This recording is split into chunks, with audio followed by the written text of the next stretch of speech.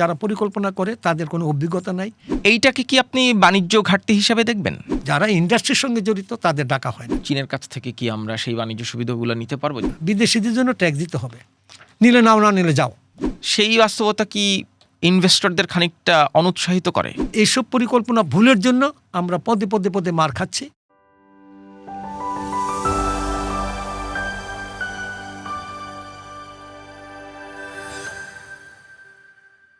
বাংলাদেশ কি ভূ রাজনীতির গোলকধাঁধায়? বাংলাদেশ অর্থনৈতিকভাবে শক্তিশালী হতে চায় এবং ভূ রাজনৈতিকভাবে বাংলাদেশের যত বন্ধুরাষ্ট্র আছে সবার সাথে সম্পর্ক একইভাবে এগিয়ে নিতে চায়। তবে সব কিছুর বিবেচনার পরও বাংলাদেশের সাথে অর্থনৈতিক এবং বাণিজ্যিক সম্পর্কের বিবেচনায় সবচেয়ে বড় সম্ভাবনা হিসেবে দেখা হয় চীনকে। চীন নিজেও অর্থনৈতিকভাবে পরাক্রমশালী হয়ে উঠছে দিনকে দিন। বাংলাদেশ এবং চীনের দ্বিপাক্ষিক বাণিজ্যিক সম্পর্ক কোথায় আছে, এর গলদগুলো কোথায় এবং সামনের দিনের সম্ভাবনাময় খাতগুলো কি, তা নিয়ে একটু আলাপ করতে চাই। আমাদের আজকের পডকাস্ট কথাচলকের অতিথি Mohammad Khorshed Alam, Bangladesh China chamber of commerce and ইন্ডাস্ট্রির প্রেসিডেন্ট। মোহাম্মদ খোরশেদ আলম, আপনাকে আমন্ত্রণ জানাচ্ছি। ধন্যবাদ আপনাকে আমাকে এখানে আমন্ত্রণ জানানোর জন্য। বাংলাদেশ চীনের যে বাণিজ্যিক সম্পর্ক সেটা নিয়ে একটু আলাপ করতেই চাই। যে জিনিসটা নিয়ে সবচেয়ে বেশি আলাপ হয় সেটা হচ্ছে বাণিজ্য ঘাটতি। আমি 2024-25 অর্থ বছরের হিসাব দেখছিলাম যে এখানে বাংলাদেশ আমদানি করেছে $18.56 বিলিয়ন এবং রপ্তানি করেছে $694 মিলিয়ন, মানে $1 বিলিয়ন কম। এই যে 20:1, এইটাকে কি আপনি বাণিজ্য ঘাটতি হিসাবে দেখবেন? ধন্যবাদ আপনাকে, আপনি সঠিক তথ্যটা দিয়েছেন যে এখানে যে ঘাটতিটা আছে, এই ঘাটতিটার জন্য কিন্তু আমাদের ঘাটতিটা কিন্তু একদিনে আসে নাই, এগুলা সময় হইতে হইতে বাড়তে বাড়তে আসছে। আপনি জানেন যে 2020-এ চীন সরকার আমাদের বাংলাদেশকে বলেছিল যে আমাদের এখানে ঘাটতিটা বেশি, তো তোমাদের জন্য আমরা 99% পণ্য তোমাকে দেওয়া হবে এখানে শুল্কমুক্ত, জিরো ট্যারিফে। তো এখন আপনি আমাকে যদি বলেন একটা জিনিস যে 2020 থেকে আজকে এখন 2026 প্রায়, তো এই 6 বছর বা 5 বছরে আমরা কি কখনো গিয়ে দেখেছি ওখানে আমাদের যে সুযোগটা দেওয়া হয়েছে সেই সুযোগটার জন্য আমরা কাজে লাগাইছি বা আমরা চেষ্টা করেছি বা আমরা গিয়েছি বা কোনো আলোচনা হয়েছে, কোনো সেমিনার করেছেন? এটা দোষ কাকে দিবেন? এখন আপনি যদি বলেন যে আমার এই সুযোগ দিয়েছে আমি যাই নাই, অথচ আমরা বিদেশিদের কাছে যাচ্ছি আমাদের সুযোগ দেন, লবিস্ট নিয়োগ করতেছি যে আমাদের এই ট্যারিফগুলো আমাদেরকে সুযোগ সুবিধা করে দেন। এখন আমি মনে করি যে এটা আমাদের ব্যর্থতা। এটা যদি আপনি বলেন যে এটা চীন দেশের ব্যর্থতা, আমি মনে করব, আমার দৃষ্টিতে আমি বলবো যে এটা চীনের ব্যর্থতা নয়। যেহেতু তারা আমাদেরকে ডেকেছেন, আমাদের বলেছেন যে আপনারা আসেন, আমরা তো কোনো যে একটা জিনিস নিয়ে আলোচনা করি নাই। আপনি কি দেখাইতে পারবেন এই 4 বছরে 2টা সেমিনার হয়েছে, তাদের কোনো আলাপ হয়েছে বা আমরা গিয়েছি ওইখানে বা ওদের ডেকেছি যে এই ব্যাপারে আমরা কি করতে পারি? আমাদের আগ্রহ থাকতে হবে। এখন আমাদের আগ্রহ নাই। এখন আপনি যদি বলেন যে এত গ্যাপ কেন, এটার জবাব তো আমি দিতে পারবো না। এটা আমাদের যারা অফিসিয়াল গভর্নমেন্ট অফিসিয়াল যারা আছেন বা আমলাতান্ত্রিক যারা দায়িত্ব নিয়ে বসে আছেন, ওনারা এই জবাবটা ভালো দিতে পারবে। এটা কিন্তু আপনার কি মনে হয়, মানে চীন এমন একটা দেশ, এমন কিছু নাই যে চীন না বানায়? বাংলাদেশ থেকে কি রপ্তানি করব আমরা? ধন্যবাদ, আপনি খুব একটা মূল্যবান কথা বলছেন যে কি রপ্তানি করব। আপনার কথা সঠিক। আপনি $692 মিলিয়ন এক্সপোর্ট করেছেন, আপনি কি বলেন একটু আগে? হ্যাঁ, $694 মিলিয়ন। কেন তাহলে কীভাবে কি নিল? আপনি বলতেছেন কিছু নিচ্ছে না। আমাদের এখানে গার্মেন্টসের ব্যবসার উন্নতি আমরা করতেছি, তারা খুশি হয়ে তাদের ওখানে গার্মেন্টসের যে তাদের উৎপাদন সেগুলো তারা কমাই দিচ্ছে। কেন? যাতে এই এখন আসল হয়েছে কি, যদি আমি সত্যি কথা বলি, চীন দেশের উদ্দেশ্যটা কি? চীন, আপনার মনে করেন আমি তো চীনে যাচ্ছি 1985 সন থেকে, এই পর্যন্ত 116 বার গিয়েছি। 116 বার? জি। তো এখন ওখানে আমি দেখেছি তাদের যে উত্থানটা কি, তারা কিন্তু একদিনে হয় নাই। তারাও আপনি বিদেশিদেরকে, বিদেশি ইনফরমেশনগুলো, বিদেশির অন্যান্য দেশের ডেভেলপমেন্ট, বিশেষ করে তারা জাপান, সাউথ কোরিয়াকে ফলো করতো, ইউএসএকে ফলো করতো, অস্ট্রেলিয়াকে ফলো করতো যে কীভাবে তার দেশ উন্নতি হচ্ছে, এবং তারা গবেষণা করত যে জাপানে এইভাবে উন্নত করেছে, সে তার থেকে আরও 5 গুণ বেশি করেছে। জাপানে এখানে রাস্তার পারে 2টা রাখছে ওয়াকওয়ে, ওরা সেখানে আরও বড় জায়গা করে গাছ লাগাই দিয়েছে, আরও সুন্দর করেছে। এটা গবেষণা করে, অন্য জিনিসগুলোর উপরে তারা গবেষণা করে সংক্ষেপে তারা আগায় নিয়েছে। তারা এই যে আপনি দেখেন এত জিনিসপত্র বানাচ্ছে কোথায় থেকে? এগুলো কিন্তু বিদেশি সম্পূর্ণ টেকনোলজি নিয়ে এসে সেই টেকনোলজি থেকে আমাদেরকে দিচ্ছে। এবং তারা এখন কিছু তারা এখন আপনি জানেন ফাইটার বানাচ্ছে, বিভিন্ন মূল্যবান জিনিসপত্র বানাচ্ছে। এখন তারা ছোটোখাটো জিনিসগুলো চাচ্ছে না। এখন এই জিনিসগুলো যে তারা হঠাৎ বন্ধ করে দিবে, তার দেশে একটা ক্রাইসিস সৃষ্টি হবে। যার জন্য আমাদেরকে সুযোগ দিয়েছিল, তোমরা যদি এই জিনিসটা নিয়ে আসো, এই বল পেনটা নিয়ে আসো, আমার দেশে বল পেন বানানো বন্ধ করে দেব। তুমি যদি এই মোবাইলের কভারটা বানাও, বাংলাদেশে লেদারের চান্স, আমি এইগুলো বানানো বন্ধ করে দিব। অনেক জিনিস তাদের প্ল্যানিংয়ে আছে, কিন্তু আপনি তো সে সুযোগ দিচ্ছেন না। এখন যদি আপনি বলেন যে আমাকে কেন দিচ্ছেন, মানে সুযোগ দিচ্ছি না, মানে আমরা সুযোগ নিচ্ছি না, মানে ওই তো না, আমাদের ওখানে ঢুকার সুযোগ নিচ্ছি না, তারা তো বলতেছে। তো এখন এই দোষটা কাকে দিবেন? এবং এই দোষ দিয়ে কোনো লাভ হবে না। এটা হলো যে আমাদের সরকারের এবং আমাদের যারা পলিসি মেকিং করেন, তাদের একটা পরিকল্পনা করতে হবে। এটাকে আমরা বলবো বহুমুখী পরিকল্পনা, যাতে করে আমরা অন্তপক্ষে এখানে 2 বিলিয়ন বা 3 বিলিয়ন ডলারে যেতে পারি। আমরা অত বিলিয়ন পারবো না, 15 বিলিয়ন পারবো না, কিন্তু আমরা আশা করি যে আমরা যদি চেষ্টা করি আমরা 2 থেকে 3 বিলিয়ন যেতে পারবো। কিন্তু আপনি একটা জিনিস দেখেন, আমাদের দেশের পণ্য, আপনি জানেন কিনা, বাংলাদেশের পণ্য উৎপাদিত গার্মেন্টস ফ্যাক্টরি পণ্য কিন্তু চীন দেশে বিক্রি হচ্ছে বহু পরিমাণে। কিভাবে? একটা ভায়া মিডিয়া হয়ে। বিদেশি যারা ক্রেতা, ওনারা ওনাদের ব্র্যান্ড নাম দিয়ে বাংলাদেশ থেকে বানায় নিচ্ছেন। এই একটা নিয়ে যাচ্ছেন জ্যাকেট, এটা ওতে আমার বাংলাদেশে বানানো, কিন্তু ওইখানে লেখা আছে ওইভাবে ওনাদের ব্র্যান্ড নেমটা পিছনে, তারা কিন্তু বিক্রি করতেছে। এবং ওইখানে লোকও জানে যে এই প্রোডাক্টটা মেড ইন বাংলাদেশ। বাংলাদেশ সুনাম আছে সারা বিশ্বে গার্মেন্টসে। এখন আপনি যাবেন না, ভয় পাচ্ছেন যে আমি যদি যাই আমার বায়ার হতে আমার থেকে পণ্যটা কিনবে না। না, মানে বাংলাদেশে তৈরি টেক্সটাইল কিংবা রেডিমেড গার্মেন্টস, সেইটা অন্য কোনো দেশ ভায়া হয়ে আমাদের কাছ থেকে কিনে আবার চীনে বিক্রি করছে। তাহলে চীনে কেউ না কেউ বায়ার তো আছেন। কেউ না। চীনের আপনার আমি বলি যে মিনিমাম 30%, চীন কিন্তু বড় দেশ, 30% গার্মেন্টস তাদের বিদেশি। বাংলাদেশ থেকে যাচ্ছে ভায়া, ভিয়েতনাম থেকে যাচ্ছে, ইন্দোনেশিয়া থেকে আসতেছে, থাইল্যান্ড থেকেও আসতেছে। মানে ওই 30%-এর মধ্যে যে পোর্শনটা ধরেন বাংলাদেশি প্রোডাক্ট, যেটা বিদেশি কোম্পানিরা বিক্রি করতেছে, ওই বায়ারকে সরাসরি বাংলাদেশের ব্যবসায়ীরা কিংবা ম্যানুফ্যাকচারাররা ধরতে গলত কই? ভয় পাচ্ছে যে এখন তো আপনি জানেন যে চীনের উপরে অনেক দেশের এম্বার্গো আছে, যে চীনের সঙ্গে ব্যবসা করতে পারবেন না, চীনের সঙ্গে এটা পারবেন না, এগুলার ভয় আমাদের বিষয়ে আসলে ভয়টা বেশি। আর আমাদের ভয়টা বেশিভাবে ছড়ানো হয় যে চীন সব কিছু বানাচ্ছে, আমি কি করব? তো কি করলে তো আমি তো $680 বিলিয়ন, $92 তো গিয়েছি, তো এটা গিয়েছে না, এটা তো আমাদের অজানা, আমরা জানি না গিয়েছে যে। তো এখন যদি আমরা চেষ্টা করি, সবে আপনারা চেষ্টা করেন, তাহলে আর বাড়বে না।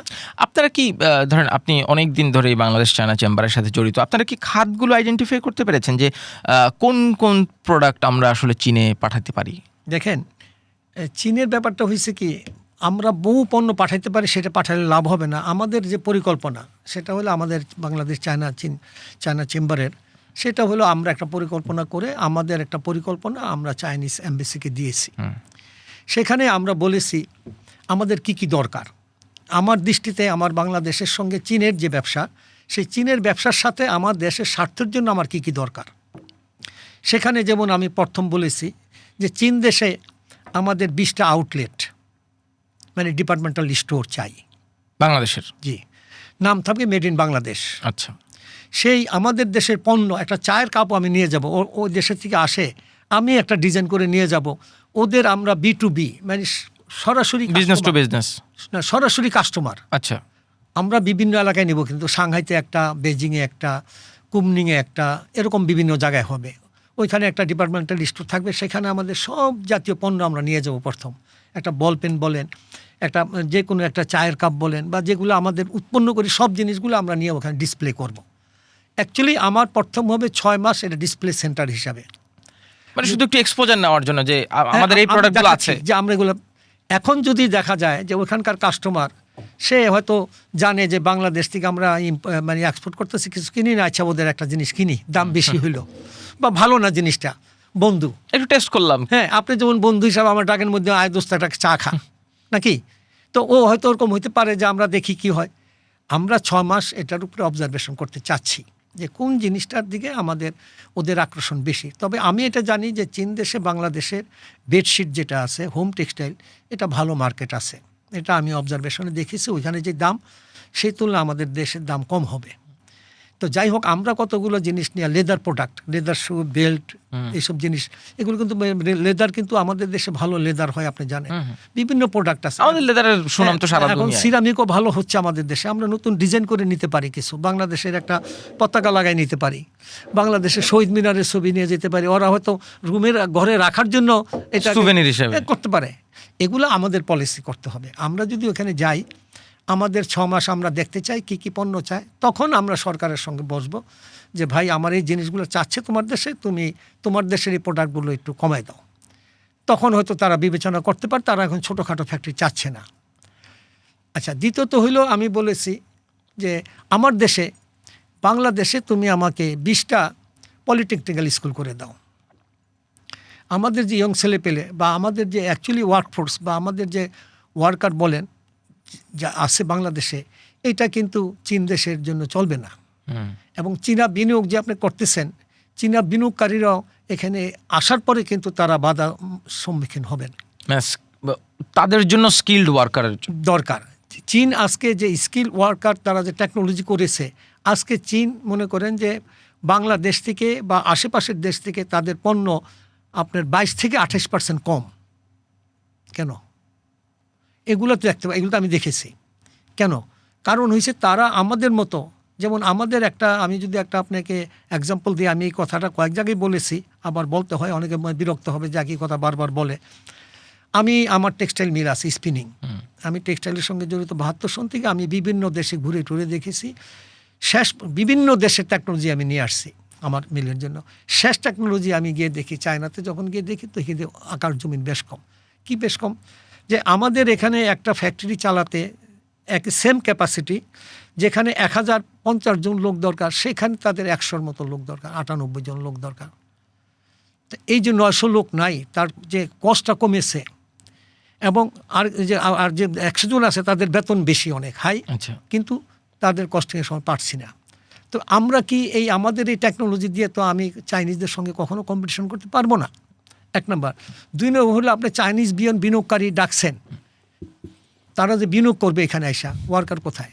আচ্ছা, চাইনিজ ইনভেস্টমেন্ট নিয়ে আমরা একটু আলাদা করে কথা বলবো। না, আমি কিন্তু ওই কথাটা বলিনি। যে আমি এখানে বলছিলাম যেটা, যে 20টা আমরা পলিটেকনিক আছি আমাদের স্কিল ডেভেলপ করার জন্য।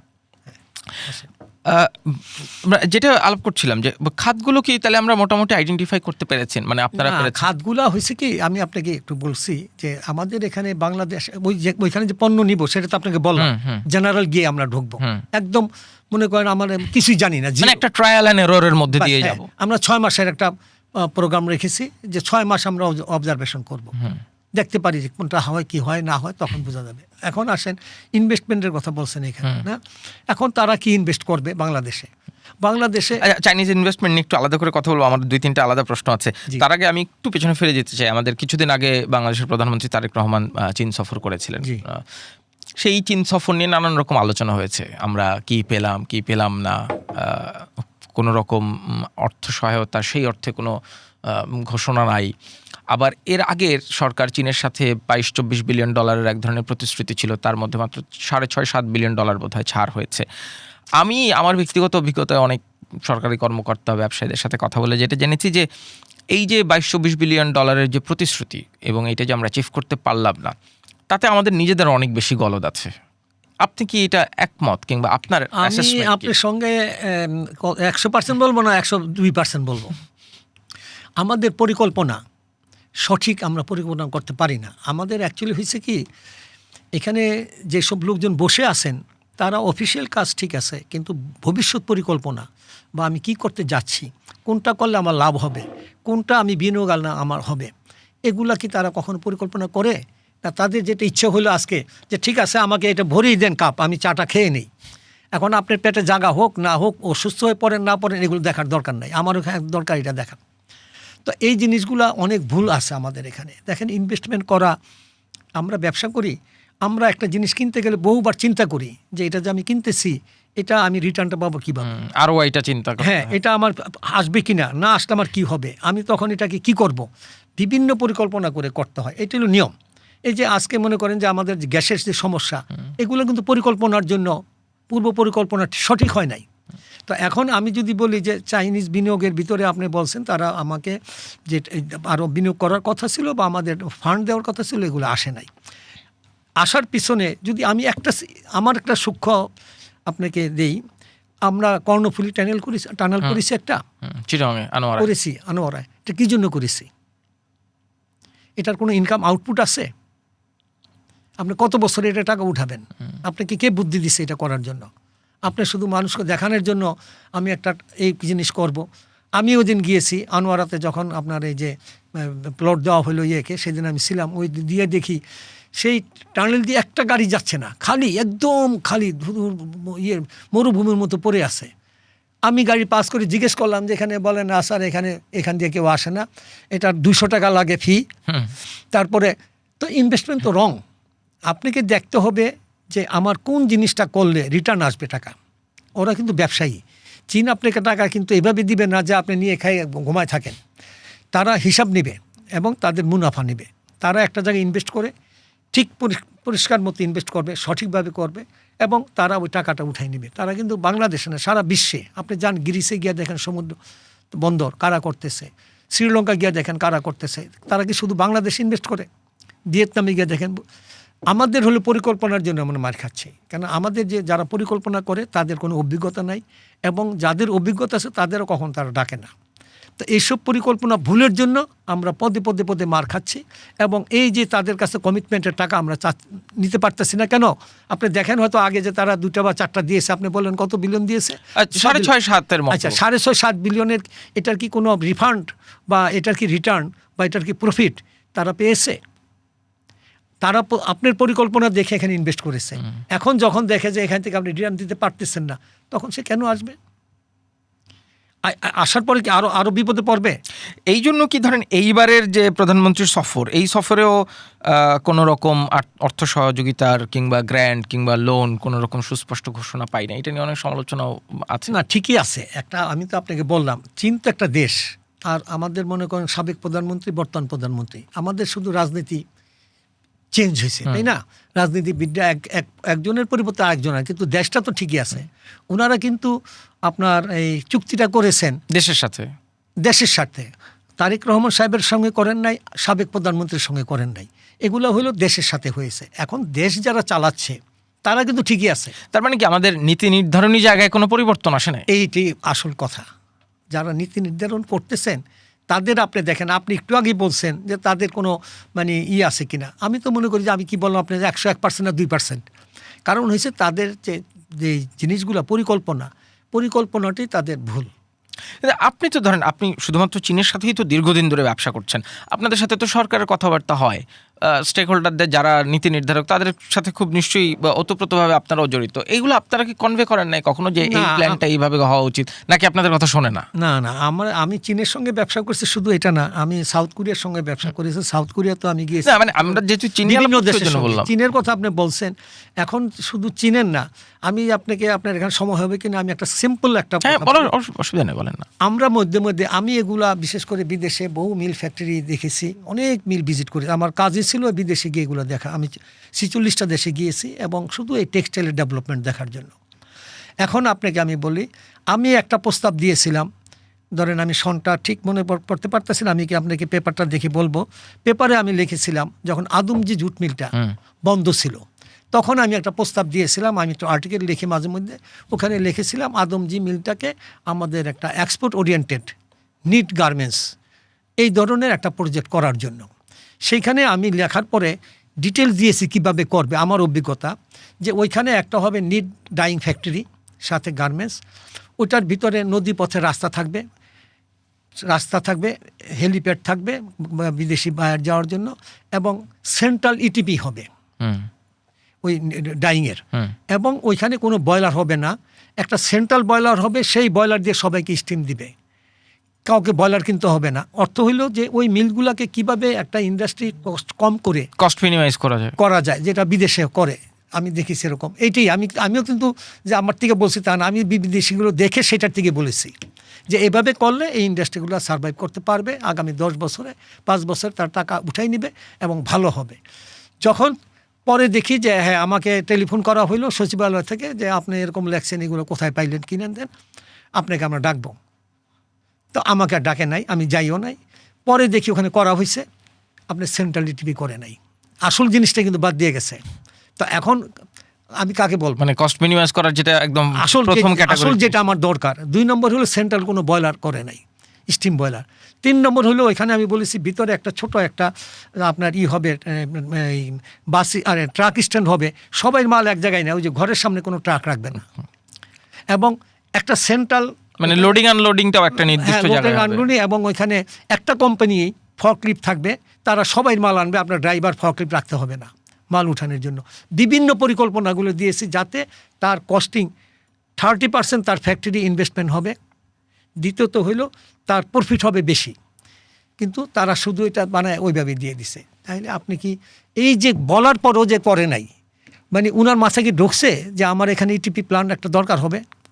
ঢোকে নাই, যার জন্য উনি করে নাই, শুধু দিয়ে দিছে আপনি একটা ইন্ডাস্ট্রি করেন, নিটিং করেন বা এটা করেন। তো এই জিনিসগুলো আমাদের জানার, এটা আমাদের কষ্ট হয়। এই যে আপনি বলেন আমাদের ডাকা হয় না, আমাদের ডাকা হয় না। ডাকা হয় কাদের? হয়তো দেখবেন কোনো লোক টেলিভিশনে এসে কথা বলতেছে, বিভিন্ন ধরনের অর্থনীতিবিদ তাদের বা অন্য, কিন্তু যারা ইন্ডাস্ট্রির সঙ্গে জড়িত তাদের ডাকা হয় না। কারণ হয়েছে যে আমরা গেলে তো সঠিক বলে দিব। এই যে আজকে আমি আপনাকে দুঃখের সঙ্গে বলি, আমাদের এই যে ভুলের জন্য, আপনি জানেন কিনা সাভারে একটা যে লেদার হয়েছে, জোন হয়েছে, এটা চালু হয় নাই। আপনি জানেন কত বছর ধরে বসে আছে?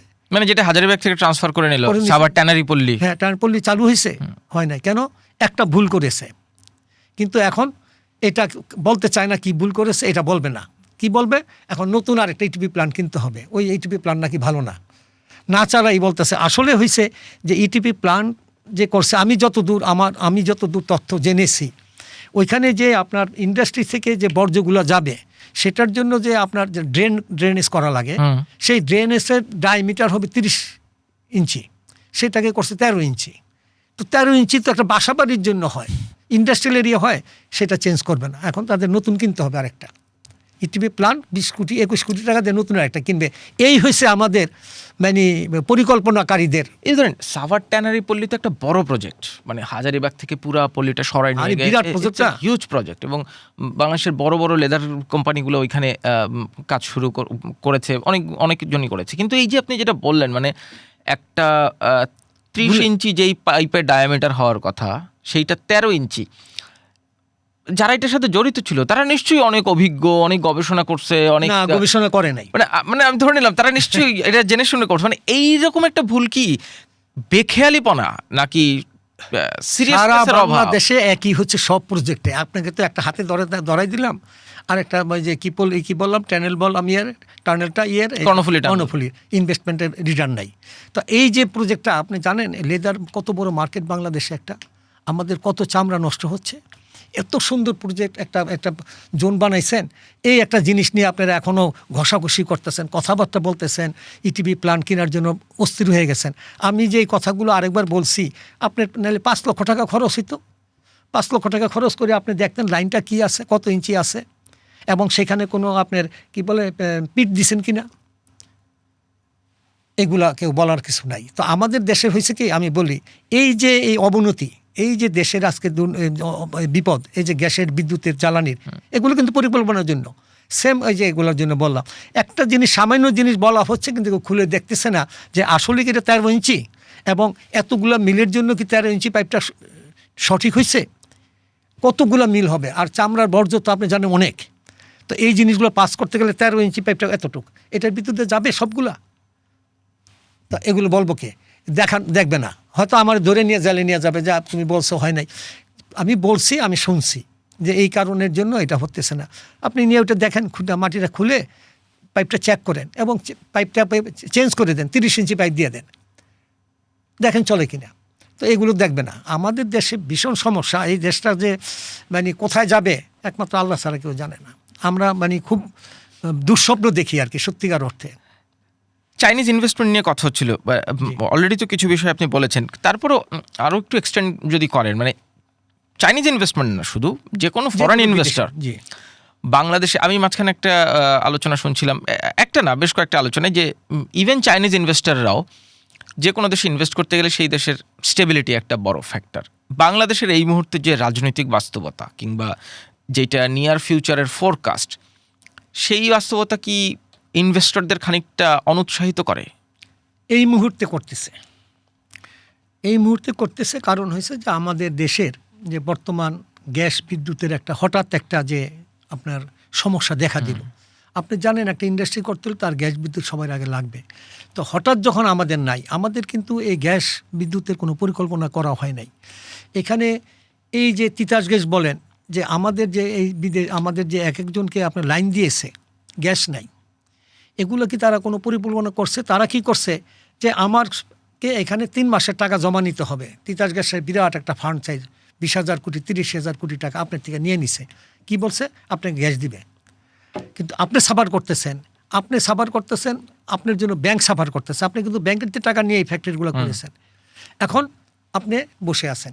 তারা কোনো পূর্ব পরিকল্পনা করে নাই যে আমি কতজনকে গ্যাস দিব। দেখেন, আমরা এখানে আজকে এই ইন্ডাস্ট্রিতে আমরা ঝাঁপাই পড়ছি 1981 সনে, যখন দেখা গেল যে বাংলাদেশে গ্যাসে বাঁচতেছে, আমাদের গ্যাস ব্যবহার করার মতো লোক নাই, তখনই কিন্তু আমরা আগে গিয়েছিলাম, ইন্ডাস্ট্রি করেছি। 2 টাকা 80 পয়সা পার কিউবিক মিটার রেট ছিল গ্যাসের। তখন কিন্তু এই ইন্ডাস্ট্রিগুলো করে করে অনেক টাকা আমরা তখন আমাদের চলছে, ভালোভাবে করে আসি। যখন নাকি তিতাস গ্যাস কী করলো, সবাইকে দেওয়া শুরু করলো, আসলে গ্যাস নাই। এসে লাস্টের দিকে মনে করেন 5 বছর আগের কথা বলি বা 7 বছর আগের কথা বলি, তখনও তারা অনেক টাকা জমা নিয়েছে আমাকে গ্যাস দিবে। তখনই কিন্তু আমাদের 25%, 30% আমাদেরই পাচ্ছি না। তারপরে তারা নতুন লাইন দেওয়ার জন্য অ্যাপ্লিকেশন তাও গ্যাস দিব, তারা হয়তো 2 পয়সা পাইছে, খুশি করার জন্য দিয়ে দিছে। আমি বলতে অসুবিধা নাই। এখন তারা বলছে, ওই দিন আপনি দেখছেন নিশ্চয়ই, যে বলা হয়েছে আর গ্যাস দেওয়া হবে না। এটা যদি সংকটটা একদম এক্সট্রিম পর্যায়ে যাওয়ার পর, হ্যাঁ, এটা যদি 5 বছর আগে বলতো, আমি মনে করেন বিএমআরই করার জন্য $1 বিলিয়ন মেশিন নিয়ে আসছি, আরও বসাইছি, এখন গ্যাসের জন্য বসে আছি।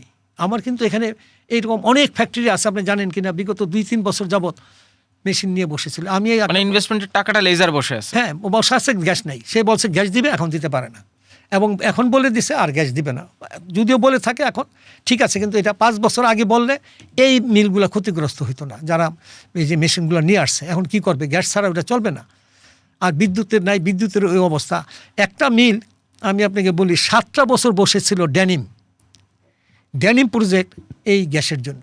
তাকে দিবে করতে করতে এই মিলটা মনে করেন ব্যাংক্রাপসি হয়ে গেছে। সে এই টাকা দিতে পারে নাই ওই সময় মতো। একটা ব্যাংক লোন করেছে, তো আপনাকে তো বছরে বছরে দিবে। যেমন আপনি বলেন চায়না বিনিয়োগ করতেছে, বাকিটা দেন না কেন? তো উনি কি আনছে তো চালানোর জন্য, গ্যাস পায় নাই। এই ফ্যাক্টরিটা 7টা বছর বসেছিল। 7 বছর পরে এখানে কিছু গ্যাস পেয়েছে, তারপরে সামান্য। কিন্তু এই ফাঁকে কিন্তু উনার 7 বছরে যে টাকা ব্যাংক থেকে নিয়েছিল, সেই টাকার কিন্তু 2 গুণ হয়ে গেছে। সে খেলাপি হয়ে গেছে। প্লাস যখন কিনছে তখন তার আপনার ডলার ছিল 84 টাকা, এখন তাকে 125 টাকা হিসাবে দিতে হচ্ছে। তার প্রজেক্ট 3 গুণ দাম হয়ে গেছে। তো এই কার জন্য? এটা জবাব পারবেন আপনি জিজ্ঞেস করলে, তারা বলবে। আমাদের গ্যাস নিয়ে ধরেন এলএনজি নির্ভরতা একটা বড় বিষয়। তাও আমাদের কোনো এলএনজির স্টোরেজ নাই। রিগ্যাসিফিকেশন টার্মিনাল আছে 2টা, একটা এক্সিলারেটর, একটা সামিটের। সেটাও মাঝে মাঝে আবার বন্ধ হয়ে যায়। এক্সিলারেটরটা একটা বয়লার ঠিক হয়েছে, আরেকটা বয়লার এখনও ঠিক হয় নাই। গ্যাসের সংকট এখনও চরমে। কিন্তু আমাদের ডোমেস্টিক ল্যান্ডে যেই জায়গাগুলোতে আমরা মাঝে মাঝে শুনি অমুক জায়গায় গ্যাস, আমাদের বাপেক্স কিংবা পেট্রোবাংলা, আমাদের জ্বালানি খনিজ সম্পদ মন্ত্রণালয়, তারা কি গত 10, 20, 15 বছরে আপনি দেখেছেন কখনো যে আমাদের স্থানীয়ভাবে গ্যাস উৎপাদনের খাতগুলো একটু বাড়ানো যায় কিনা, 2টা কূপ খনন করা যায় কিনা, সেই এক্সপ্লোরেশনটা আমরা করছি? এটা বলতে গেলে তো ভয় করে, আমার ভয় হচ্ছে আর কি, বলবো কিনা। এটার পিছনে লক্ষ্য হলো যে আপনি এলএনজি ইম্পোর্ট করবেন, সেখানে 2 পয়সা পাবেন। আসল উদ্দেশ্য একটাই, আমাদের এখানে যে গ্যাস আছে এইটাই যদি আপনি মেনটেনেন্স করতেন এবং এইটাই যদি আপনি আরও কিছু পরীক্ষা নিরীক্ষা করতেন, আপনি করতে পারতেন। দ্বিতীয়ত হইলে আপনি জানেন কিনা যে আমরা সমুদ্র বিজয় করেছিলাম। হ্যাঁ, আমি ব্লু ইকোনমিতে এখনই যাইতাম আর কি, আপনি স্থানীয় ল্যান্ডের পর। আমি এগুলো সার্ভে করি, আমি এগুলো মানে একটু গবেষণা করি আর কি, লেখাপড়া জানি না কিন্তু একটু চিন্তা করি মাথার ভিতরে। আমাদের সমুদ্র সীমা তো আমরা টাচই করি না। করছি, আমার পাশের 2টা দেশ করেছে না, মিয়ানমার আর ইন্ডিয়া। মানে আচ্ছা, এখন আপনি জানেন একটা সংবাদ, লেটেস্ট সংবাদ কি, মিয়ানমার বলতেছে তার কাছে অনেক গ্যাস, পর্যাপ্ত পরিমাণে গ্যাস আছে, অ্যাক্সেস, যদি বাংলাদেশ চায় সে গ্যাস দিতে চায়, এখনও আপনি তার কাছ থেকে লাইন দিয়ে নিতে পারেন। আমি ওই দিন একজন এবং বিশ্বস্ত একজন লোক আমাকে বলেছে যে উনাকে এমবেসিতে ডেকে নিয়ে এই মায়ানমার এমবাসি বলেছে যে তোমার যদি গ্যাসের দরকার হয়, সে একজন আর্মি পার্সন, যে এখানে যদি দরকার হয় তাহলে তোমরা আমাদের কাছ থেকে গ্যাস নিতে পারো। তার কারণ হচ্ছে সমুদ্র থেকে গ্যাস উঠে তাদের অতিরিক্ত গ্যাস হয়ে গেছে, ইউজ করার জায়গা নেই, আর ইউজ করার জায়গা নেই, তারা বসে আছে। আর আমরা এই সংবাদ আমি বলেছি আরও টিভিতে, কেউ কি গিয়ে দেখেছে যে আসলে ঘটনার সত্য না মিথ্যা? যদি ওইখান থেকে হয় আমি আনবো না কেন? আমি কেন খুব ক্লোজ ডিসটেন্স, ওদের চেকফু কিংবা সিতুয়ে বন্দর তো আমাদের চিটাগংয়ের এই কক্সবাজারের খুব কাছে, আনতে পারবে। এবং কিভাবে আসবে সেটাও বলছে যে ওদের এখান থেকে সমুদ্রের ভিতর দিয়ে একটা পাইপ করে নিয়ে আমরা চিটাগংয়ের যে কোনো একটা, কক্সবাজার যে কোনো এলাকায় নিয়ে, এমনকি মহেশখালীও খুব বেশি দূরে না এখান থেকে, আমাদের যেখানে রিগ্যাসিফিকেশন সেন্টার আমরা গেছি, আমরা তো তুললামই না এত বছর, এরা 2 জন তুলে নিয়ে গেল আমাদের নিচ থেকে। তারপরে আপনি যেটা বলছেন বিভিন্ন জায়গায় আছে, আমরা দেখি ফেসবুকে এখানে গ্যাস উঠতেছে, এখানে এটা ধরেন অনেক হয়তো সত্য, অনেকগুলো মিথ্যা কথা, কিন্তু আমার কথা হচ্ছে আমরা কি দেখছি কিনা, দেখি নাই। আমরা এখন কি করতেছি, সত্যকে আরো মিথ্যা ঢাকা দিচ্ছি। আমি আপনাকে আর একটা তথ্য দিয়ে যাই, যেটা হলো যে আমাদের দেশে কয়লা আছে, আমাদের দেশের কয়লা আমরা উত্তোলন করতে পারি, আমাদের কিন্তু কয়লা একটা জ্বালানি হিসাবে বয়লারে ব্যবহার হয়, আমরা কিন্তু কয়লা ইম্পোর্ট করি। কিন্তু আমরা কি কখন যাচাই করে দেখেছি? হ্যাঁ, আমরা যাচাই করে দেখেছি। আমাদের যারা যাচাই করেছেন তাদের সঙ্গে আমি আলাপ করে যেটা বুঝেছি, উনি বলছেন যে এত নিচে যে ওইখানে এটা কয়লা তোলা সম্ভব না। আর চীন দেশের যারা কয়লা উত্তোলন করে তারা বলে এটা এই যে এত নিচে এটা তোমার কে বলছে? আমরা বলছি বিদেশি সার্ভে। বলে ওরা মিথ্যা কথা বলছে, তোমার যাতে এই কয়লা তুমি না উঠাও, তুমি গরিব থাকো, তোমাকে ধনী করার দরকার নাই। তো এখন কি আমরা চায়নাকে বলতে পারি যে তুমি এসে একটু সার্ভে করো তো, দেখো তো আসলে এটা উত্তোলনযোগ্য কিনা, তুমি যেটা বলছো এটা আমাকে সঠিক প্রমাণ করে দাও। হ্যাঁ, প্রমাণ না, ওই তো উঠাবে। ওকে বলবো যে তুমি উঠাইবা, তুমি আগে দেখো, সার্ভে তুমি করবা, টাকা দিব না, ফ্রি অফ কস্ট, যদি হয় তখন তোমার সময় এগ্রিমেন্ট করব। যাচাই করার জন্য যে যারা আমাদেরকে দিয়ে রাখছে, সাপোজ মনে করেন বলছে 1000 মিটার দূরে একটা কথা দেখায়, এখন ও বলতেছে না এটা 400 মিটার দূরে, হ্যাঁ 400 মিটার দূরে। তো এটা আমি কি যাচাই করে দেখতে পারি? না, পারি না, আমি যাব না। ও যে একজনে দিয়ে গেছে, কখনকে যে দিয়ে গেছে সে তো আমার দেশে ভালোবাসে না, সে তো চায় না যে আমার দেশে। রিসেন্টলি দেখলাম ফুলবাড়ি সম্ভবত ওপেন পিট পদ্ধতিতে যাচ্ছে গভর্নমেন্ট। এখন শুনেন, ব্যাপারটা হলো কি, আপনি যেটা বললেন আমাদের যেসব পুরনো যেই কূপগুলো আছে এবং আশেপাশে যেগুলো আছে, এগুলো যদি মেনটেনেন্স করা হয় এখানেও 10 to 20% বাড়ানো যায়, কিন্তু আমাদের আগ্রহ নাই। আমাদের আগ্রহ হইল এলএনজি কিনা, এটাই হলো আগ্রহ। কিন্তু আমাদের যে ডিমান্ডের অবস্থা, মানে ডিমান্ড যেই পিকে গিয়ে দাঁড়িয়েছে শুধুমাত্র এই যে 2টা রিগ্যাসিফিকেশন টার্মিনাল দিয়ে, এবং আপনি এলএনজির কার্গো তো এখন একে অনেক কস্টলি, দ্বিতীয়ত হরমুজ প্রণালীর যে অবস্থা, মানে মিডল ইস্টের সেই রুটটাও তো খুবই ভালনারেবল অবস্থায় আছে। এইখানে একটা জিনিস একটু জিজ্ঞেস করতে চাই, ইউএসএ আমাদের কাছে এলএনজি বিক্রি করতে চায়, এরকম একটা আলোচনা আছে, এবং ইউএসএর সাথে যে লাস্ট আর্ট যেটাকে বলা হচ্ছে এগ্রিমেন্ট অন রেসিপ্রোকাল ট্রেড, সেখানেও গ্যাসের ইস্যু আছে। আমি কিছুদিন আগে শুনেছিলাম, আমি জানি না এটার কোনো আনুষ্ঠানিক সূত্র কিংবা বিবৃতি নেই, যে যেহেতু কাতার থেকে আমরা আনতে পারছি না কিংবা ওই হরমুজ প্রণালীতে আনতে পারছি না, ইউএসএ থেকে সরাসরি এলএনজি আনা যেতে পারে। কিন্তু ইউএসএ যেহেতু একটা সার্টেন কোয়ালিটি স্ট্যান্ডার্ড মেনটেন করে, ফলে এটার প্রাইস অনেক বেশি হবে। আবার ধরেন আপনি আনলেনও অনেক বেশি টাকা দিয়ে, আপনার তো রিগ্যাসিফিকেশনের জায়গা নাই, মানে তাইলে এলএনজি আপনি 10 টাকার নিয়ে আসলেও কি আমি সেটা ব্যবহার করতে পারবো? না, পারবেন না। এখানে এক নম্বর হলো, আবার আমি এলএনজি স্টোরেজও করতে পারি না। আবার এখানে আসল জিনিসটা হলো কি, ধরেন আপনি বলছেন ইউএসএর কথা, হ্যাঁ ইউএসএ তারা এই গ্যাসটা সারা বিশ্বে বড় একটা ব্যবসায়ী, তারা কিন্তু বিভিন্ন দেশ থেকে নিয়ে করবে, হয়তো আপনার কাতার না হলেও তাদের ফিল্ড আছে, সেখান থেকে তারা দিবে, এটা ঠিক আছে, এবং সারা বিশ্বেই তারা মানে একটা মার্কেট করে নিয়েছে এলএনজির কন্ট্রোলিং। এখন কথা হইলো যে আমার তো যে আমাদের 2টা জাহাজ লাগানোর জন্য ব্যবস্থা আছে, আপনি যে 10টা কিনেন আমার তো লাভ নাই।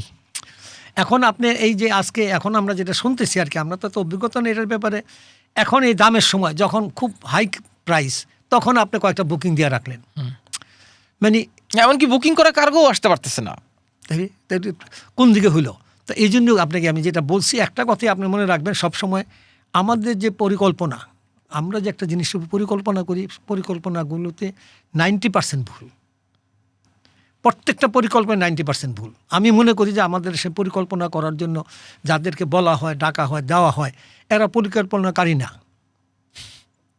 এরা হয়তো ভাষণ দেওয়ার মতো, হ্যাঁ আপনি আমাকে লিখে দিলেন বইয়ে বইয়ে পড়লাম, এটা হইতে পারে, কিন্তু তারা ওগুলো নিয়ে কখনো দেখার মতো, রিসার্চ করার মতো তারা কখনো দেখে নাই, বা তারা ওই ধরনের চার্টার্ড অ্যাকাউন্টেন্ট নিয়েও বসে নাই যে তুমি আমার এটা লাভ লোকসান বুঝাই দাও, উনি নিজেই করছেন। তো এইভাবে দেশ চলতে পারে না। এই দেশটাকে আমরা এখন এই যে পরিকল্পনার জন্য বিগত কিছুদিন যাবৎ বা আরও আগের থেকে দেখতেছি প্রত্যেকটা জিনিসে ফেল।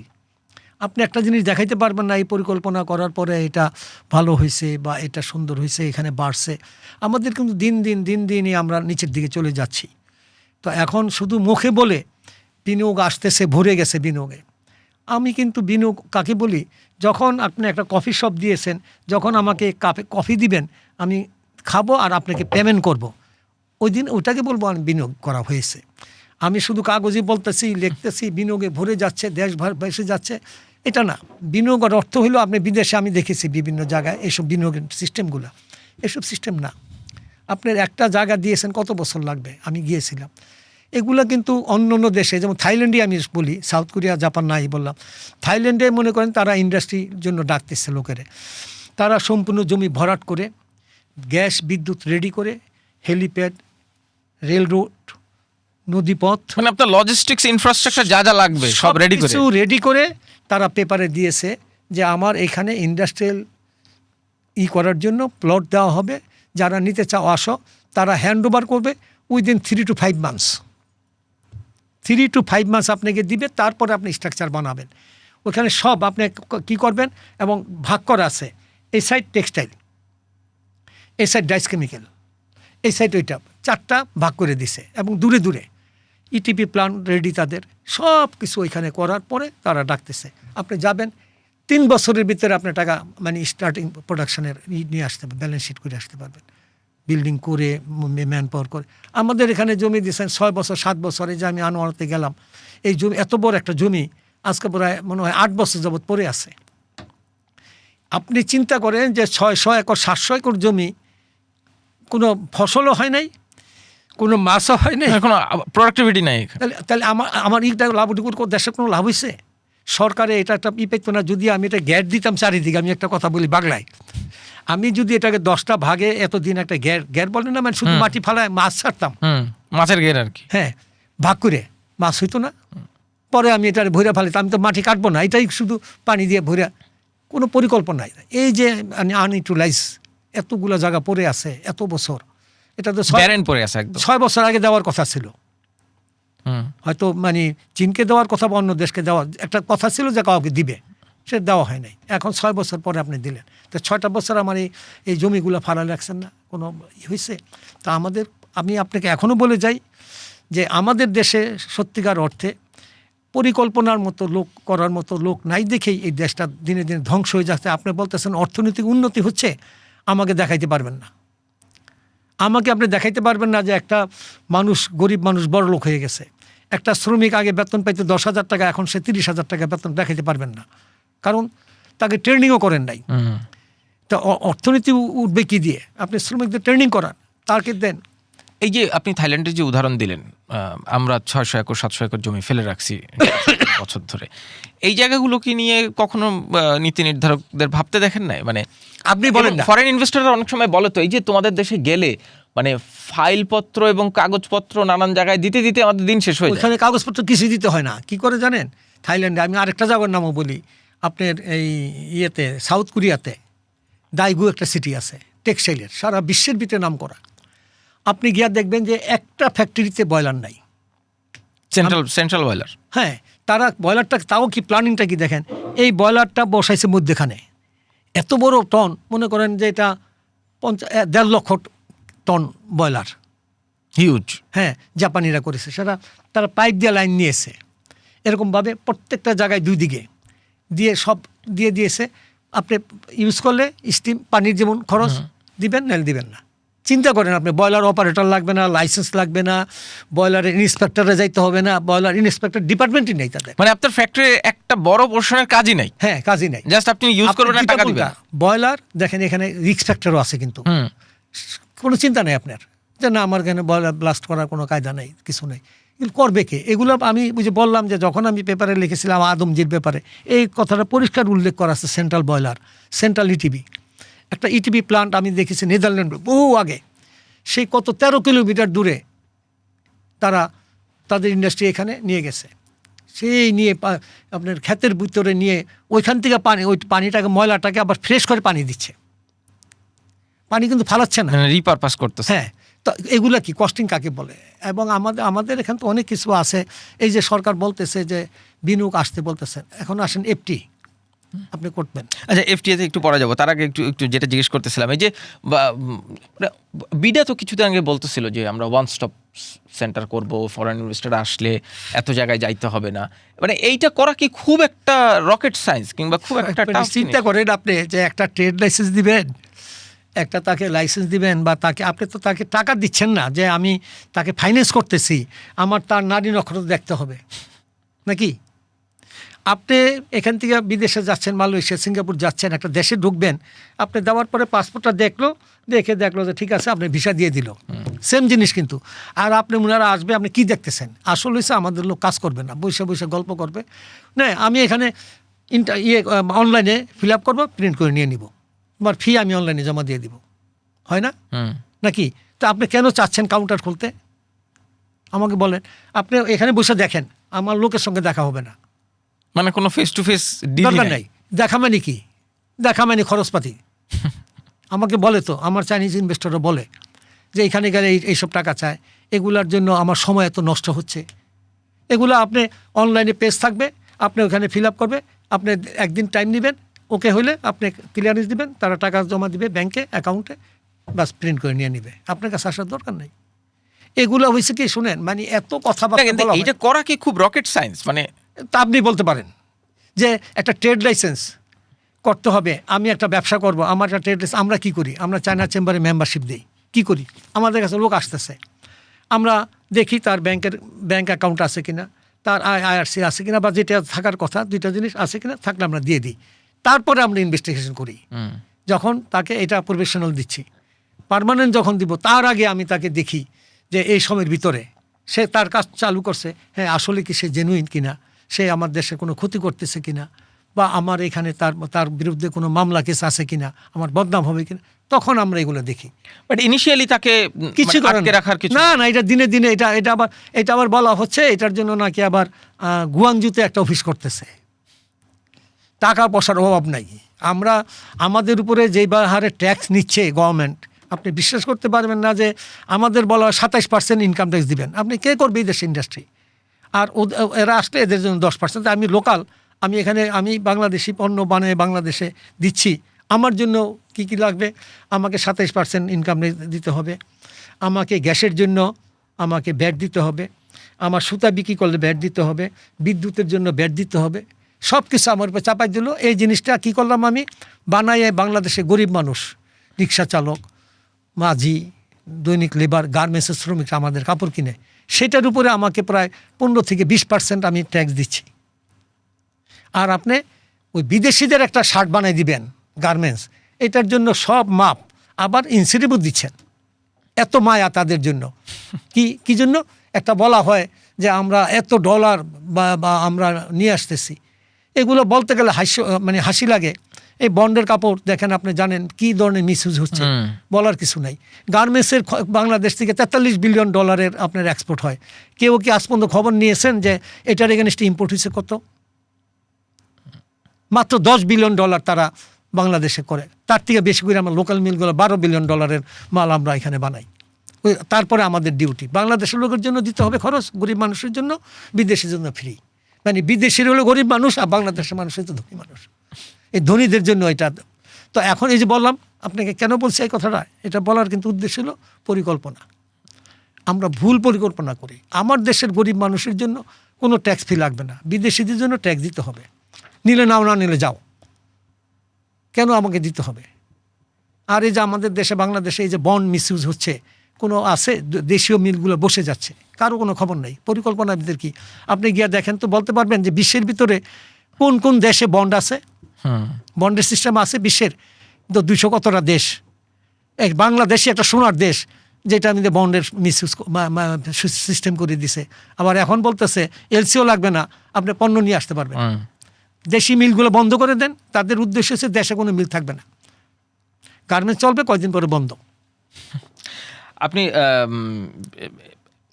আমাদের এই যে মানে সামগ্রিক যে বাস্তবতা আপনি বললেন, তার মধ্যেও আমাদের সামনে একটা ইস্যু আছে, সেটা হচ্ছে এলডিসি গ্র্যাজুয়েশন। এলডিসি গ্র্যাজুয়েশন হইলে, যদিও এটা নিয়ে নানান আলাপ হচ্ছে, আমরা এলডিসি গ্র্যাজুয়েশন যেন এখন না হয়, কিছুদিন সময় যাতে এক্সটেন্ড করা যায়, কিন্তু হইলে নিঃসন্দেহে কিছু বাণিজ্যিক সুবিধা থেকে বঞ্চিত হবে বাংলাদেশ। বিশেষ করে যদি বাংলাদেশ চায়নার বাণিজ্য সম্পর্কের বিবেচনায় আপনি একটু বলেন যে এলডিসি গ্র্যাজুয়েশন হইলেও চীনের কাছ থেকে কি আমরা সেই বাণিজ্য সুবিধাগুলো নিতে পারবো যেগুলো আমরা ইতিমধ্যে অ্যাচিভ করতে পারি নাই কিন্তু পারতাম? না, অ্যাকচুয়ালি দেখেন আমাদের তো বর্তমানে এলডিসি গ্র্যাজুয়েশনটা দরকার হচ্ছে কার জন্য? গার্মেন্টস শিল্পের জন্য। এবং গার্মেন্টস শিল্পের আমাদের সবচেয়ে বড় বায়ার কারা? আপনি যদি দেখেন ইউএস একটা বেশ বড় buyer, US and Europe basically. তো তারা আছে এখন, ইউএসএ পরিষ্কার বলে দিয়েছে তারা কিন্তু চেয়েছিল এখন থেকে, আপনি জানেন এই 2026 থেকে, হ্যাঁ, কিন্তু আমরা কিন্তু অ্যাকচুয়ালি আমার দৃষ্টিতে এটা হওয়া উচিত ছিল। কারণ হয়েছে এটা হইলে আমাদের দেশীয় মিলগুলো বেঁচে যেত। কারণ ওইখানে বলা হয়েছে ভ্যালিডেশন করতে হবে। পরে আমিও বলছি যে না, পিছাই দাও, 3 বছর পিছানো হোক।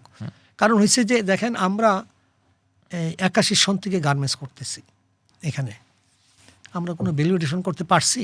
আপনি যদি হিসাব করে দেখেন, আমি খুব দুঃখিত, লজ্জিত। এগুলো বলতে গেলে আমাকে অনেকে খুব খারাপ মনে করে, বলে এই লোকটা পাগল, কথাবার্তা উল্টাপাল্টা বলে।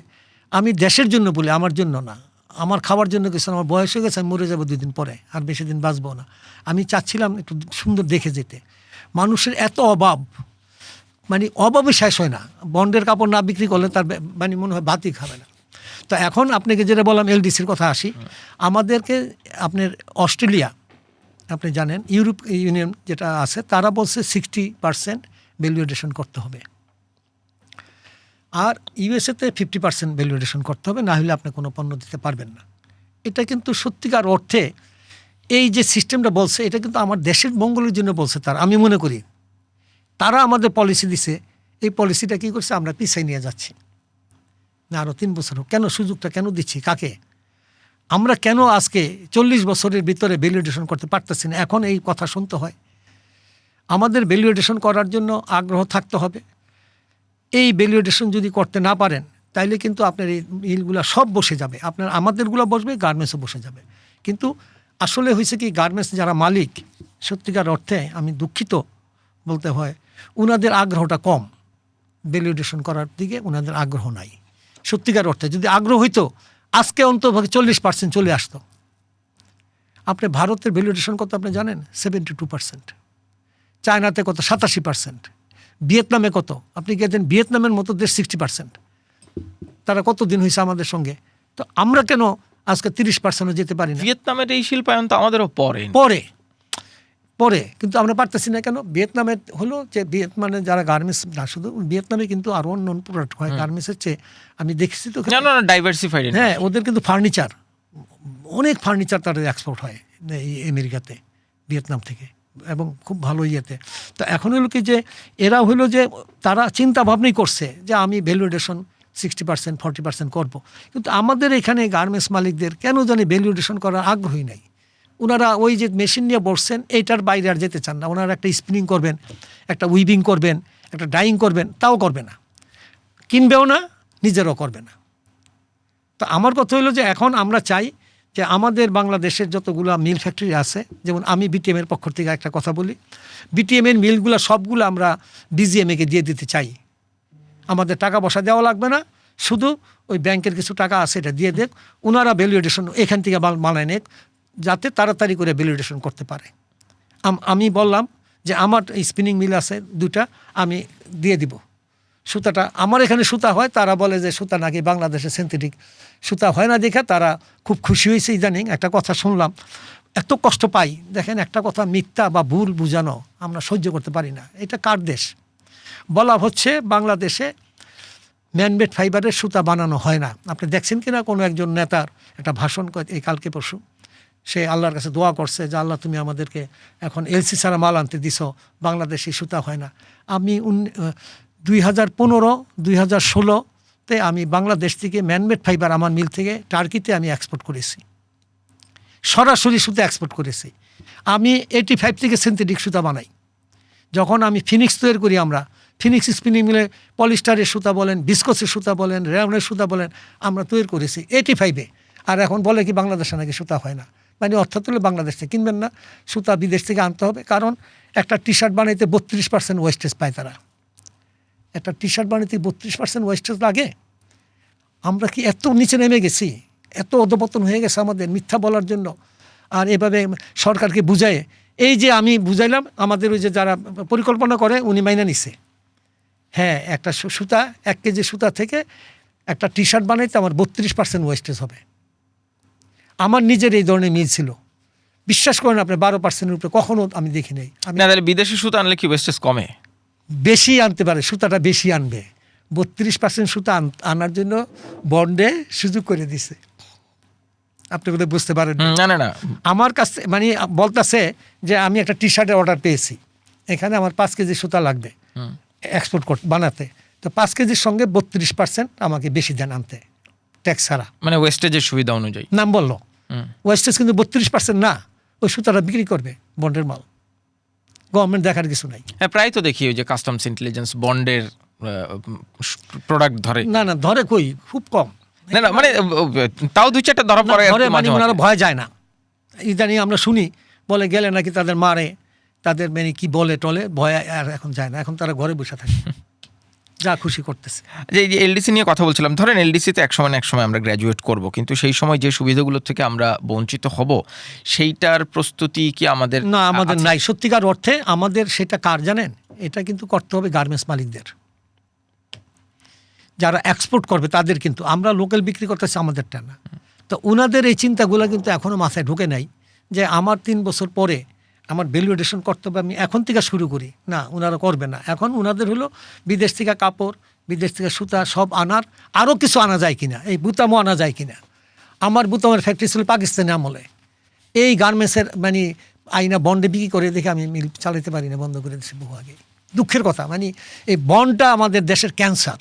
আমি বলি আপনাকে, আমিও আবারও বলি, এটা এই দেশের জন্য ক্যান্সার। এই ক্যান্সারটা হওয়া উচিত যারা বন্ড মিসইউজ করে তাদের গায়ে যেন আল্লাহ এই ক্যান্সারটা দেয়। আমাদের ফ্যাক্টরিগুলো ধ্বংস হয়ে গেছে। আমার চোখ দিয়ে পানি পড়ে যে আমাদের একটা বুতাম ফ্যাক্টরি ছিল, সে পাকিস্তানি আমলের, ইটালিয়ান মেশিন দিয়ে আমরা বানাতাম, থাইল্যান্ডের মতো সেম বানায় আমরা বানাই, আমাদেরটা নিবে না। এই দুঃখের কথা বলে লাভ নেই। আমরা আমাদের চরিত্র, মানুষের চরিত্র, আমি সত্যিকার অর্থে আজকে যে কথা বললাম, আমি আপনার এখানে এসে আমি জানি না মানুষ দেখবে কি না, যদি দেখে তো মানে আমাকে বকা দিবে, আর কেউ হয়তো স্যালুট করবে। আপনি এফটিএর কথা বলছিলেন, চীনের সাথে আমরা এফটিএর আলোচনাটা অনেকদিন আগের থেকে চলছিল, কিন্তু এফটিএর সেই আলাপটা খুব একটা আগায়নি। এই ফ্রি ট্রেড এগ্রিমেন্টটার আগানোর কি কোনো সম্ভাবনা দেখেন? এইটা হলে বাংলাদেশের লাভ ক্ষতি কি? না, এখন দেখেন, আমার সঙ্গে কিছুদিন আগে এফটিএ এবং সেপাটা নিয়েও একটু বলবেন। না, সেপাটার সম্বন্ধে আমি এফটিএর সম্বন্ধে বলি। নিয়ে আমাকে চায়না এমবেসিতে একটা অনুষ্ঠানে আমি গিয়েছিলাম, এটা নিয়ে আমার সঙ্গে আলোচনা হয়েছে।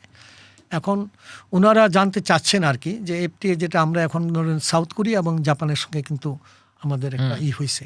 তবে এখন সত্যিকার অর্থে ওনারাও জানতে চাচ্ছে যে এফটিএতে এখন তারাও হয়তো নিবে, তারা ইন্টারেস্টেড। কিন্তু এখন আমরা জানি না আসলে যে এফটিএটা কী হচ্ছে। আমরা শুনতেছি, আমরা কিন্তু এখনও ড্রাফট দেখি নাই। আমরা কারা? আমরা লোকাল যারা ফ্যাক্টরি আমাদের আছে। এফটিএতে এখন আপনি চুক্তিটা কি করেছেন, যারা চুক্তি করেছেন তাদের প্রতি কিন্তু আমার আস্থা নাই। এখন আমি আপনাকে বলি তারা কি লিখেছেন এখানে। আমি এখানে বিদেশে এফটি অর্থ হলো free trade zone, free trade agreement. আচ্ছা, এগ্রিমেন্ট। আপনি বিদেশ থেকে পণ্যটা নিয়ে আসবেন ডিউটি ফ্রি, তাই তো? আচ্ছা, নিয়ে আসবেন, আনার পরে এটা কোথায় বিক্রি করবেন? আমাদের লোকাল মার্কেটে। আপনাকে জিজ্ঞেস করি, লোকাল মার্কেট বিক্রি করতে আমার মিলটা কি হবে? আমি যে কাপড়টা বানাচ্ছি, আপনি সেম কাপড় বানাচ্ছেন, আমি এটা বানাচ্ছি, আপনি সেম বানাচ্ছেন, আপনার সঙ্গে তার কম্পিটিশন লাগাই দিলাম, আমরা এটা এগ্রিমেন্ট করে দিলাম। নাকি আমি বলবো তুমি এখানে যে পণ্য আনবা সেই পণ্য দিয়ে 100% তোমাকে এক্সপোর্ট করতে হবে।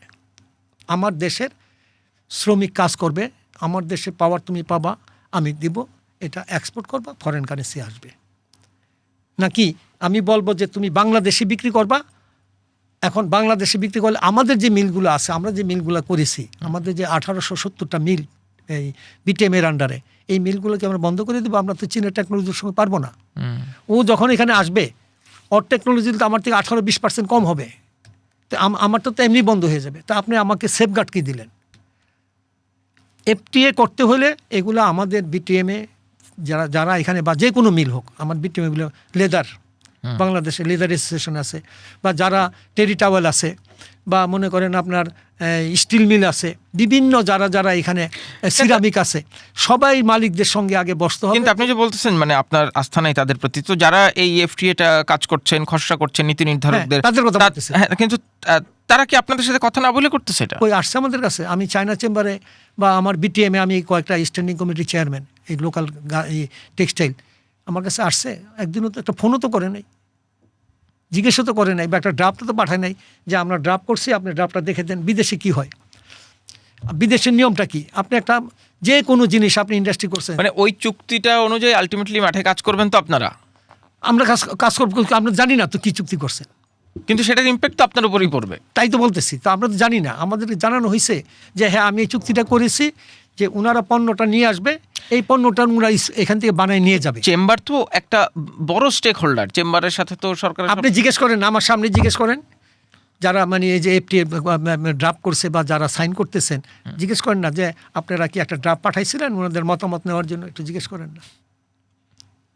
যদি বলতে পারে আমি আজকে রিজেন দিয়ে চলে আসবো। তাহলে এই এফটিএ করে লাভ কি বাংলাদেশের? আমি তো বললাম যে আমরা যে, আমি আপনাকে বলি এখনও যেসব এগ্রিমেন্ট আপনারা করতেছেন এগুলো সম্বন্ধে একটু পাবলিককে বা যারা এটার কনসার্ন যারা আছেন তাদের সঙ্গে একটু জানেন। শুধু আপনি একটা জিনিস করে দিয়ে এই দেশটাকে ধ্বংস করেন না।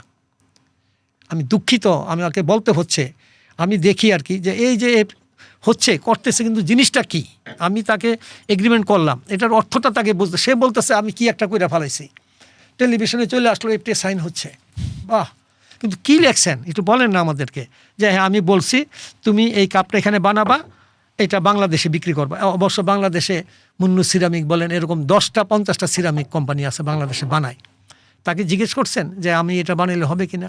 হ্যাঁ, আপনি যদি বলতেন যেই প্রোডাক্ট তুমি নিয়ে আসবা সেই প্রোডাক্ট দিয়ে তোমার ওয়েস্টেজটা 10% বাদ দিয়ে সম্পূর্ণ মাল দিয়ে তুমি মালটা বিদেশে এক্সপোর্ট করবা, তাইলে আমার দেশের উন্নত হবে। আদারওয়াইজ এই এফটি আমাদের দেশকে ধ্বংস করবে।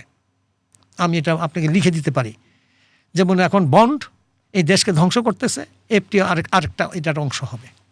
মানে তার মানে কি, এই ধরনের চুক্তি কিংবা এই ধরনের বাণিজ্যিক কাঠামো সেইটা আমাদের লোকাল মার্কেটকে সেফগার্ড না দিয়েই করছেন নীতি নির্ধারক? আমি তো আপনাকে বললাম যে আবি বিটিএমের মানে বিটিএমে তো একটা অর্গানাইজেশন, আপনি জানেন যে বাংলাদেশ টেক্সটাইল, আমরা $12 বিলিয়ন আর্মিদের ড্রেস পর্যন্ত আমরা দিই, এখানে সব কিছু আমরা বানাচ্ছি। আমরা সাফিসিয়েন্ট সুতা, এই যে নিড গার্মেন্টস যেটা আছে, ওনাদের সুতা দেওয়া 100% সুতা দেওয়ার সক্ষমতা আমাদের আছে। আমাদের মিল বন্ধ, 40% মাল নেয় না, বিদেশ থেকে আনতে হবে। তো এগুলো তো সাপোর্টিং হচ্ছে না।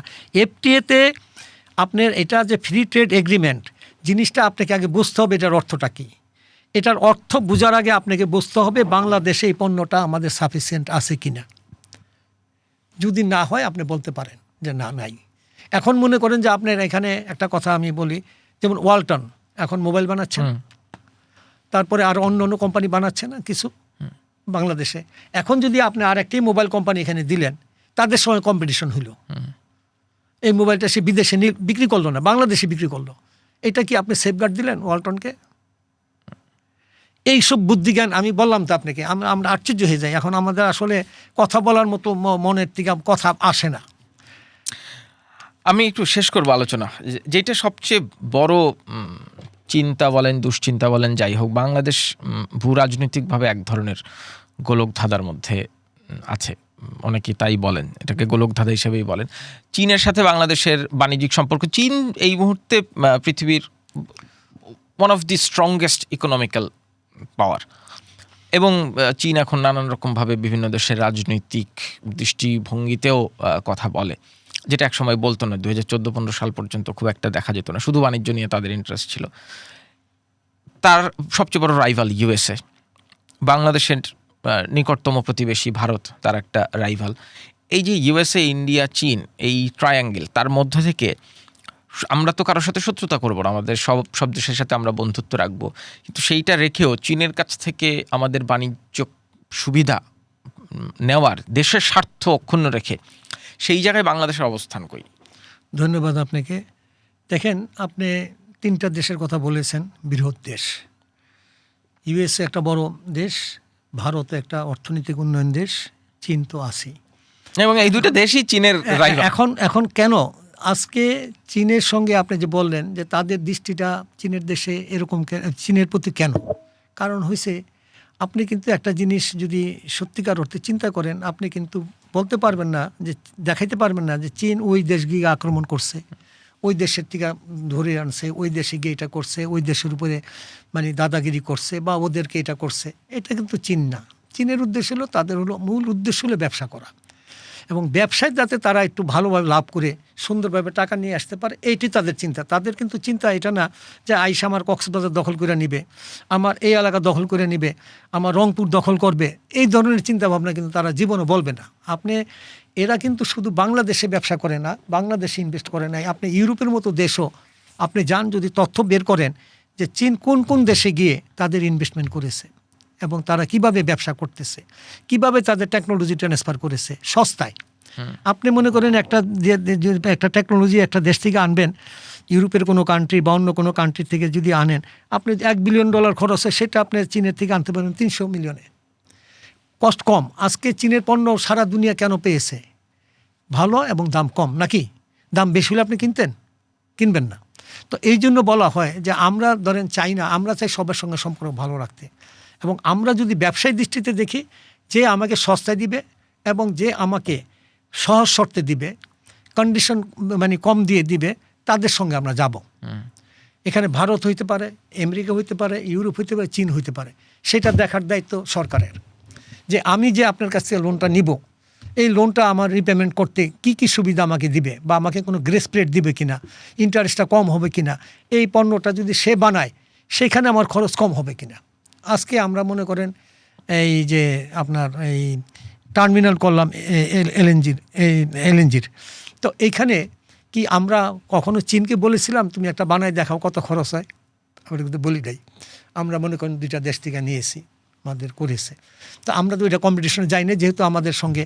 তবে আমাদের বক্তব্য হইল যে বাংলাদেশ আমরা চাই শান্তিতে থাকতে, কিন্তু আমাদের শান্তিতে থাকতে দেওয়া হচ্ছে না। বিভিন্ন ধরনের অপবাদ, বিভিন্ন ধরনের মানে বাংলাদেশের বদনাম সুনাম নষ্ট করা, এগুলা অনেকেরই দেখি যে বলা হয়। যেমন বলা হয়েছে এখানে কি তালেবানদের ঘাঁটি হচ্ছে। আমরা নামাজ পড়লে কি তালেবান হয়ে যাই? আল্লাহকে ডাকলে কি তালেবান হয়ে যায়? কি তালেবানি? আমরা কোন দেশে গেছি, কোন লোকটা গেছে বিদেশে গিয়া আমরা জঙ্গি হয়ে গিয়ে ওইখানে দেশ আক্রমণ করছি বা তাদের লোকজনকে মেরে আসছি বা ওইখান থেকে টাকা নিয়ে আসছি? হ্যাঁ, যদি এরকম লোক পান তাদের ফায়ারিং স্কোয়াডে দিয়ে দেন। আমরা তো সেটা চাই না। আমরা চাই মানে সঠিকভাবে সুন্দরভাবে আমরা জীবনযাপন করতে, আমাদের ছেলে মেয়ে নেক্সট জেনারেশন যেন সুন্দরভাবে থাকতে পারে। ভয় সবসময় একটা আতঙ্ক থাকতে হবে যে আমরা এটা করতেছি, আমাদের দেশ সন্ত্রাসীতে ভরে গেল, আমাদের এটা হইল না, সেটা হইল না, এইসব বলে টলে আমাদের দেশের কিন্তু অর্থনীতি পুঙ্গ হয়। এতে কিন্তু বিদেশি বিনিয়োগ বাধাগ্রস্ত হয়। আপনি আমাকে প্রথম একটা প্রশ্ন করছিলেন, এই সময়ের ভিতরে বিনিয়োগের কি পরিস্থিতি?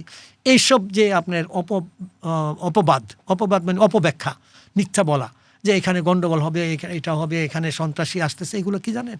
এগুলো হলো বিদেশি বিনিয়োগ না আসার জন্য।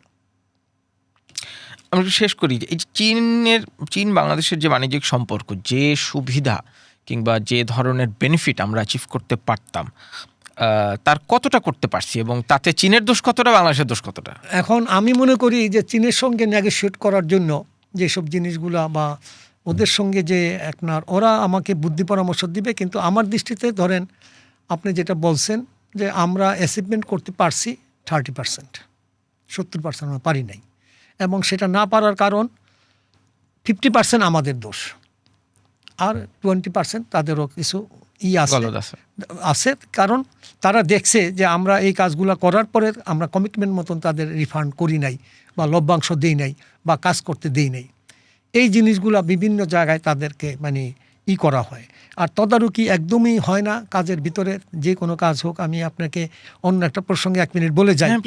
সেটা হলো চাইনিজ আমাদের ইনভেস্টর যারা আছে বা আমাদের অনেক বন্ধু বান্ধব আছে যারা, এরা আমার কাছে অভিযোগ করে প্রায়, আপনি জানেন চীন দেশ আমাদের একটা উত্তরা থেকে আপনার ইপিজেড পর্যন্ত একটা ফ্লাইওভার বানাচ্ছে না?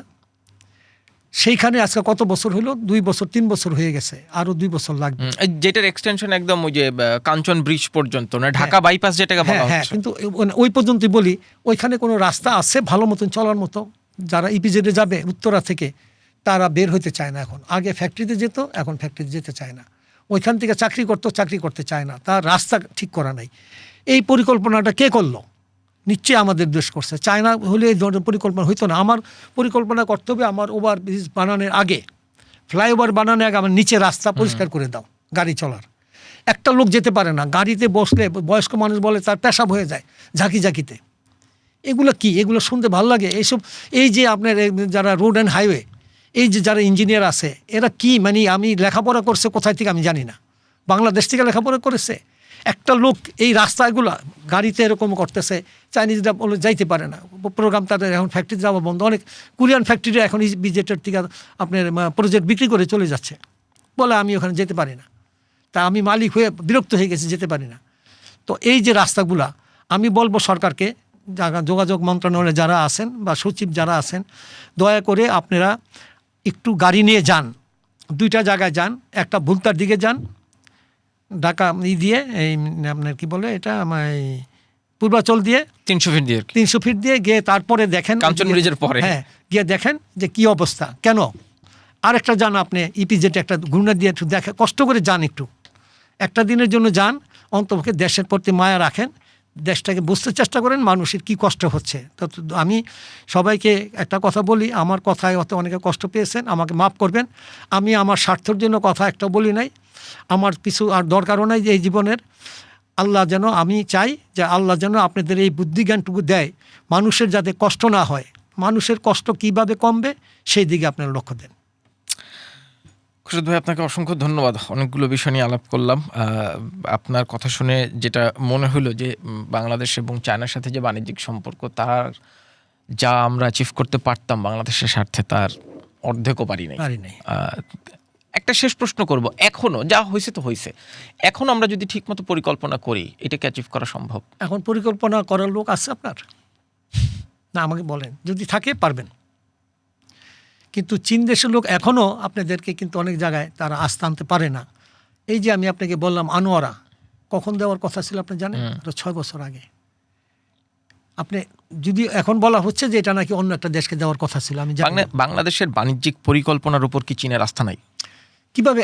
না, আমি আস্থা বলতে এটা বলছি, আস্থা কমে গেছে। কেন? আপনি এক সময় একটা বলতেছেন, একটা জিনিস করবেন, আপনি বলবেন যে হ্যাঁ করবেন, যেটা করবেন, করার আগে চিন্তা করে নেবেন যে আমি এটা যে করতেছি এটা আমার জন্য ভালো হবে কিনা, আমার দেশের জন্য।